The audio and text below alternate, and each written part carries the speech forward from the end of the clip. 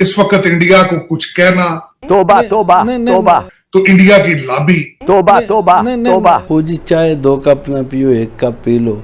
ये तो बच्चे को भी पता है कौन लोग हैं ये, कौन इन्हें मशवरे दे रहा है। हम आराम से, बहुत आसानी से हम रशिया से ऑयल ले सकते थे और ले सकते हैं, अगर हम बहुत ज्यादा अंकल सैम से डरे मत कि वो अंकल सैम जो हैं वो आएंगे और हमें कान से पकड़ के। देखें, बात यह है कि हम बतौर एक रियासत हमें कुछ फैसले करने हैं।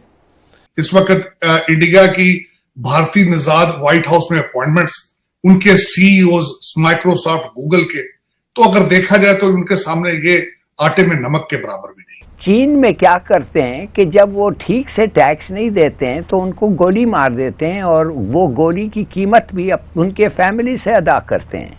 कुछ मामला ये हैं कि हमने देखा कि इल्हान उमर की एक खबर ये आई कि उन्होंने एंथनी ब्लिंकन से ये डिमांड की है कि इंडिया को एक लिस्ट, उन्होंने कहा कि जो जो तशवीशनाक सूरत हाल है उसके अंदर डाला जाए। देखिए, मैं सबसे पहले तो कोशिश करूंगा कि आपको बताऊं कि एलियान उमार क्या चीज है। एलियान उमार इतना बड़ा कद काट नहीं रखती है अमेरिकन पॉलिटिक्स में कि उनके कहने से स्टेट डिपार्टमेंट हिल जाए। Pakistan is not that important any more, क्योंकि ओबामा साहब ने भारत को पिक कर लिया था as their partner against China बहुत अरसा पहले, और they have made up their decision, और वो China, they are lovey dovey with India, American, और अमेरिका भी उनको एंटरटेन करता है, इंडिया उनको एंटरटेन कर रहा है। आपकी इंपॉर्टेंस वाई, अगर आपके पास 2 चीजें ना हो तो आपको पूछे भी कोई ना। एक तो आपका बॉर्डर चाइना से मिलता है, वो सी पैक बना रहा है, दूसरा आपके पास एटॉमिक असासे हैं। ये 2 चीजें ना हो तो आप भी नेपाल या बर्मा या भूटान होंगे, उनको कौन पूछते है इस दौर में। लोगों की तजर्बाकारी बर्बादी में बदल रही है। अगर आप रशिया से, फर्ज करें पैरेलल आप रशिया से एक ऑयल की बात करें इस वक्त, तो आपका क्या ख्याल है, आपके ऊपर अमेरिका पाबंदियां लगा देगा? इंडिया पे लगा दी, चाइना पे लगा दी।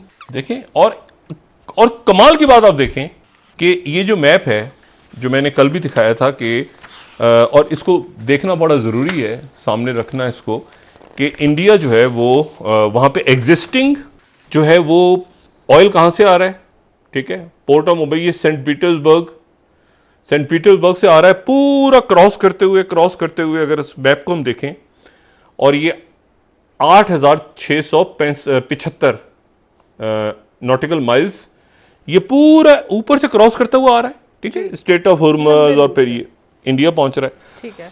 और दूसरा जो प्लान कर रहे हैं वो प्रपोज्ड, ठीक है ना, और वो प्लान कर रहे हैं व्लादिवोस्तोक, वो साइट पे, यानी वो ईस्ट चाइना साउथ चाइना सी से गुजरते गुजरते ऊपर वो मशरिकी रशिया तक, यानी इंडिया जो है वो 2 रास्ते प्लान कर रहा है। अभी एक रास्ते से आ रहा है एग्जिस्टिंग, और एक फ्यूचर में आ रहा है। लेकिन जो इंटरेस्टिंग बात है वो क्या है, आप देखिए कमाल की बात कि आप अगर पाकिस्तान अगर चाहे तो वो ऑयल के लिए उसको मतलब बताएं कि रशिया से ऑयल कैसे आएगा, कौन से टैंकर्स लाएंगे, कैसे होगा, क्या मतलब हमारा क्या ताल्लुक, हमारे पास तो कभी रशिया से ऑयल ही नहीं आया, कभी ऐसा हुआ है रिफाइनरी नहीं हुई।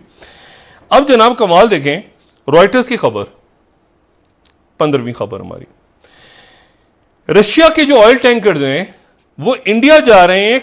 सेफ्टी कवर किसका है? दुबई की कंपनी का। दुबई की कंपनीज जो हैं वो इंडिया तक रशिया के ऑयल टैंकर्स को पहुंचा रही हैं।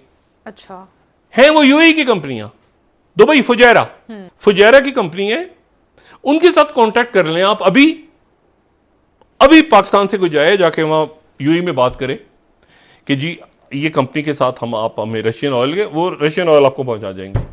चीन में क्या करते हैं कि जब वो ठीक से टैक्स नहीं देते हैं तो उनको गोली मार देते हैं, और वो गोली की कीमत भी उनके फैमिली से अदा करते हैं। 14 मिलियनेयर्स हर साल या हर दूसरे साल चीन में एक्सिक्यूट होते हैं नॉन पेमेंट ऑफ टैक्स पे। ये कैसे हो सकता है कि हमारा इतना ईमानदार मुल्क है कि एक भी पाकिस्तानी मिलियनेयर सजाए मौत छोड़ो जेल नहीं जाता है टैक्स इवेजन से? ये कैसे हो सकता है?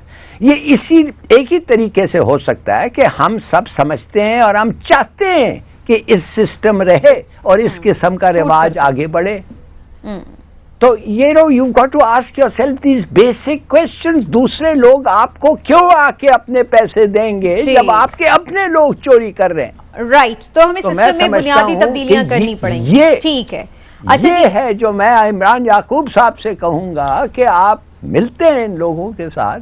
देखिए, ये काफी नहीं है कि खुद जाके थोड़ा सा एफिशिएंसी डिक्लेयर करें यार, basic changes of nature are involve. ठीक है, करो। कोई कहता है ओ जी चाय 2 कप ना पियो 1 कप पी लो। कोई फरमाता है कि तरक्की के साथ साथ करप्शन भी होती है। कोई फरमाता है कि हमारे लिए बारूदी पता नहीं सुरंगें बिछाई गई हैं। एक वज़ीर साहब इनके जो अक्सर हंसते मुस्कुराते महंगाई करते हैं, वो आज फरमाने लगे कि देखिए हमने पेट्रोलियम की कीमतें बढ़ाई, लोगों ने कोई एहतजाज नहीं किया। वो भाई लोग रोटी रोज़ी की फ़िक्र करें या एहतजाज करें। ठीक है। मुझे एक सैयदजादे ने ये सवाल किया 2-3 रोज़ पहले कि जनाब वाला ये लोग खामोश हैं, वजह।